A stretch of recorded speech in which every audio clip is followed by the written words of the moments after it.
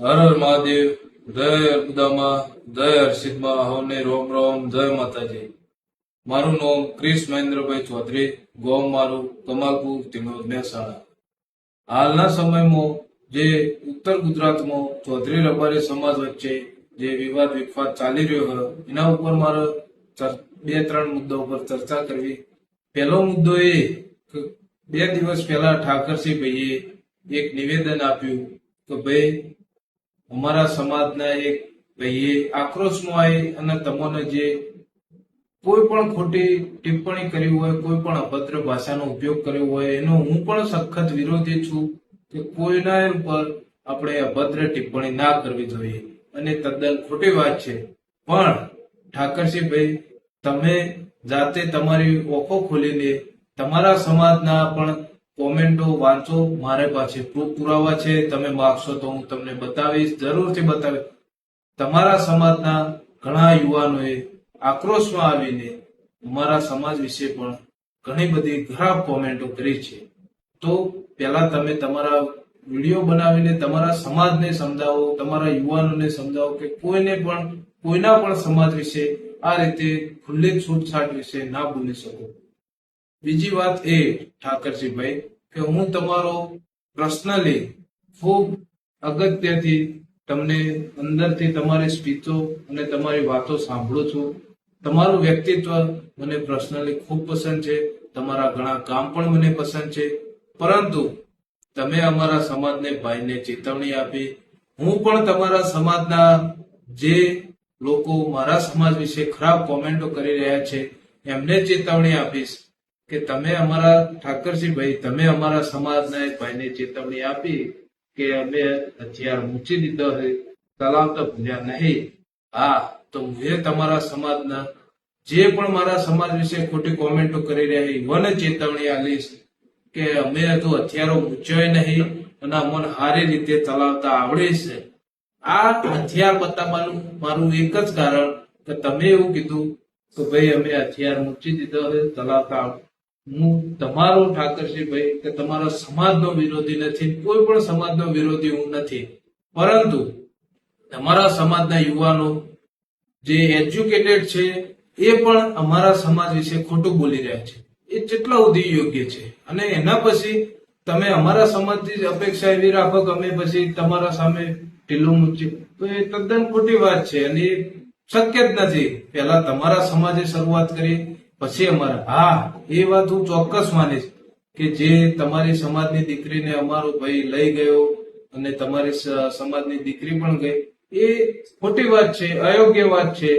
એ ના જ કરવું જોઈએ, ના જ થવું જોઈએ. પરંતુ તમે તમારા સમાજને એક સારા માર્ગે દોરો કે ભાઈ આ રીતે કોઈ પણ ચૌધરી કે કોઈ પણ સમાજ વિશે આ રીતે અભદ્ર ટિપ્પણી ના કરો. બીજો મુદ્દો એ કે ઠાકરસિંહભાઈ, તમે અમારી સમાજની દીકરીઓ લાયેલા છો. હું કેસ જાતે તમારા સાંભળ્યા છે.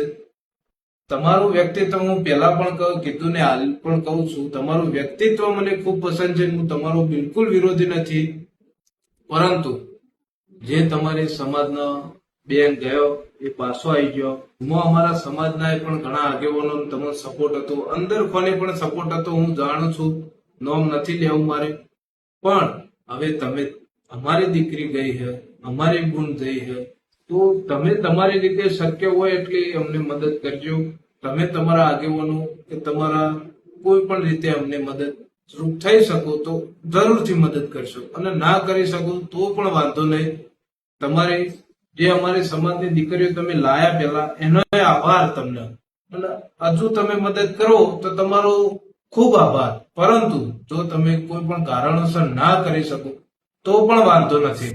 તો પણ અમારા સમાજમાં એટલી તાકાત છે, એટલું બળ હ, અમારા બાવળામાં બળ હ કે અમે અમારા બાવળા બળથી લડીને એ છોકરીને પાછી લાવીશું.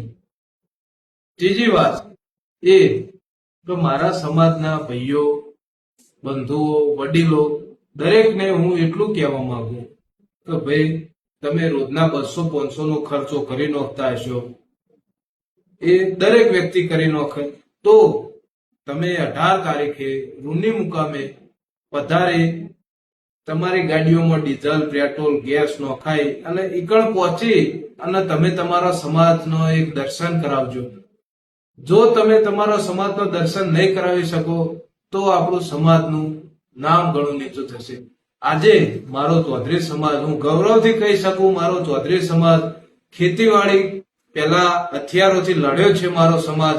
અને આજે આપણે એકલા ગુજરાતમાં નથી, રાજસ્થાન, હરિયાણા, પંજાબ, ઉત્તર પ્રદેશ, મધ્યપ્રદેશ અને ગુજરાત, આટલા રાજ્યોમાં, હિમાચલ પ્રદેશ, આવા ઘણા રાજ્યોમાં આપણે વસેલા છીએ. ચૌધરી સમાજે હથિયાર મૂકીને હળ હાંક્યા. એનો મતલબ એ નથી કે ચૌધરી સમાજ લડવાનું ભૂલી ગયો છે. ચૌધરીના દીકરામાં ખુમારીઓ ક્યાં ગઈ? શું તમે તમારો લોહી પોણે થઈ ગયો હે?